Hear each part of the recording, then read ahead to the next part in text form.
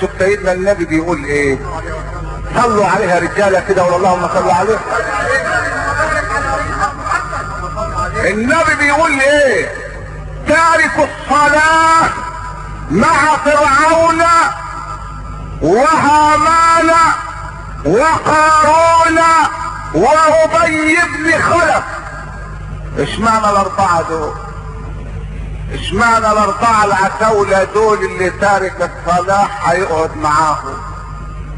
ما هو القرآن الكريم لما حب يصلح تحقيق الشخصية لتارك الصلاة، احنا في البطاقة بتنكتب العمل او الوظيفة، مهندس، محامي، عامل في شركة مصر للطيران، عامل في الحديد والصلب. انما القرآن لما طلع البطاقة الشخصية بتاعت تارك الصلاة، انت عارف كتب له في البطاقة ايه؟ انت عارف القرآن كتب لتارك الصلاة في البطاقة ايه؟ مجرم. ايه؟ فين الآية دي؟ هاتنا الآية اللي بتقول الكلام ده. تارك الصلاة مكتوب له في البطاقة مجرم؟ طب فين الآية؟ قال تعالى: كل نفس بما كسبت رهينة إلا أصحاب اليمين في جنات يتساءلون عن المجرمين ما سلككم في سقر قالوا لم نك من المصلين. شوف الكلام، يتساءلون عن مين؟ عن المجرمين. ما سلككم في سقر؟ مين اللي دخلكم النار؟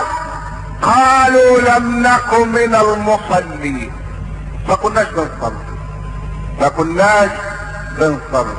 ولذلك تارك الصلاة هياخد له واحد من الاربعة دول، يا يكون في العنبر اللي فيه فرعون، يا يكون في العنبر اللي فيه هامان، يا يكون في العنبر اللي فيه قارون، يا يكون في العنبر رقم 4 اللي فيه ابي بن خلف.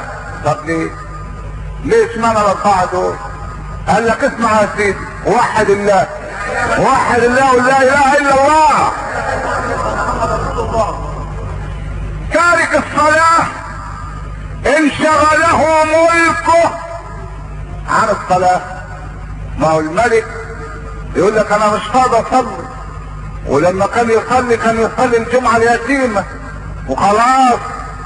فاللي يشغله ملكه عن الصلاة يحول على العنبر اللي فيه فرعون، يبقى ياخد العنبر اللي فيه مين؟ فرعون. تارك الصلاة انشغلته الوزارة، يعني بقى وزير مش فاضي، فيه استقبالات، فيه بروتوكول، فيه بدل تمثيل.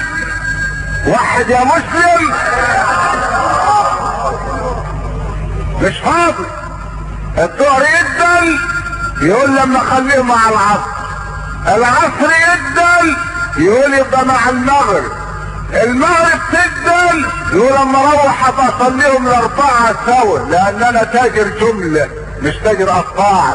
انا باخد المساله كده حته واحده، يروح ينام، لا صلى ولا زكى كما قال تعالى: فلا صدق ولا صلى ولكن كذب وتولى ثم ذهب الى اهله يتمطى، يعني يتبختر، ماشي مبسوط لانه كده عاصي ربنا بيتباهى بالمعصيه.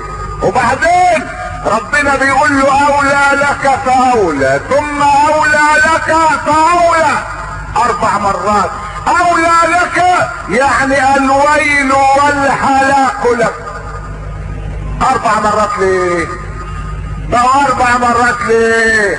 مرة عند موته، ومرة عند دفنه، ومرة عند بعثه، ومرة عند الوقوف بين يدي الله رب العالمين. يا سلام يا رجالة، بعد ما توحدوا الله كده تقولوا لا اله الا الله. اولى لك فاولى. يا سلام يا سلام. ولذلك عطف بالفاء، اولى لك فاولى، يعني ويل لك فويل لك. ويل لك عند النوم على فراش الموت، يقول يا ليتني قدمت لحياتي. وكلمة يا ليت، زرعوا ليت، زرعوها في ارض كان ما طرحتش، زرعوا لو في ارض كان طرحت يا ريت.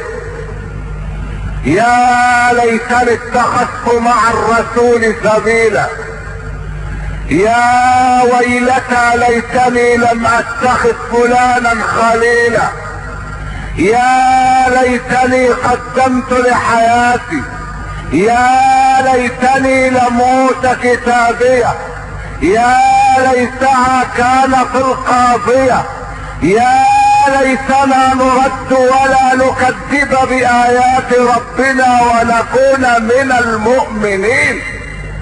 مفيش.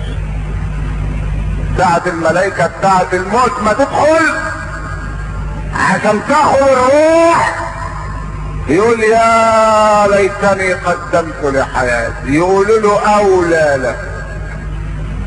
عند الموت وتارك الصلاة اولى لك، فاولى عند الدفن.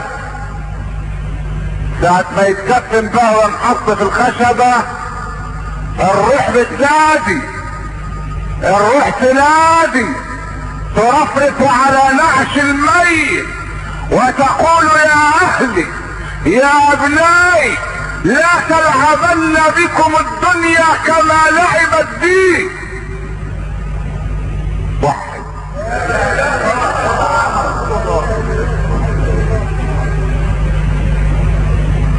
عند الموت ويل لك، عند الدفن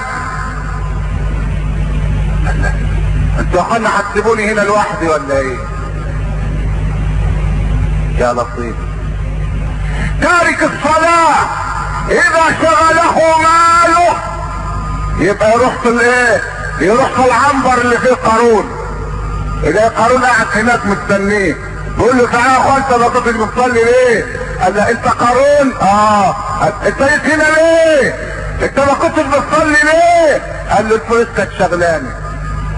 شوية راح بورسعيد في السوق الحرة، ما بنامش الليل، بروح اصرف حديد واسمنت وحديد على حديد ويفعل الله ما يريد والدنيا شغلانه. ما بينامش الليل، طول الليل يسيب دفتر الشيكات، يمسك الكمبيالات، يشوف عقود الايجار، يشوف التصدير والاستيراد، لا صلى فجر ولا صلى ظهر ولا عرف ربنا. تارك الصلاة اذا كان تركها لانه مشغول بالتجارة يروح العنبر اللي فيه ابي بن خلف، لان ابي بن خلف شغلته تجارته عن ذكر الله وعن الايمان بالله وعن توحيد الله. ولذلك المولى بيقول ايه؟ رجال لا تلهيهم تجارة ولا بيع عن ذكر الله واقام الصلاة وايتاء الزكاة. فانا عايز البيوت تعرف ربنا وتصلي، وخد ابنك جنبك وصلي. ابنك بيقلدك وهو صغير، لو لقاك بتصلي هيقف جنبك ويقول لك ايه؟ بسم الله الرحمن الرحيم ويقرا. لو شافك بتشرب سجاير هيخليك طلعت بره ويفتح العلبه وياخد سجاير. فاتقوا الله في اولادكم